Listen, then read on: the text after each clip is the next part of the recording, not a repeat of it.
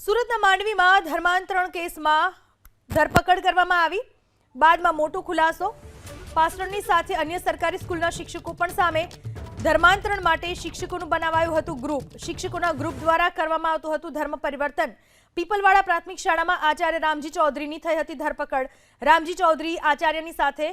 ચર્ચના pastor પણ છે Ramji Chaudhary the pray for everlasting life charitable નામનું ચલાવે છે ટ્રસ્ટ આ ટ્રસ્ટ ખ્રિસ્તી ધર્મનો કરે છે પ્રચાર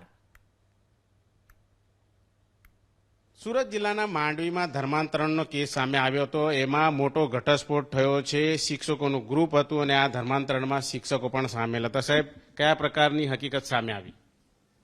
અગાઉ જે મે મહિનામાં ગુનો દાખલ થયેલો એ ગુનામાં પછી નવી વિગત એવી આવેલી કે જેની અંદર ધર્માંતરણ પણ પીડિતાનું થયેલું છે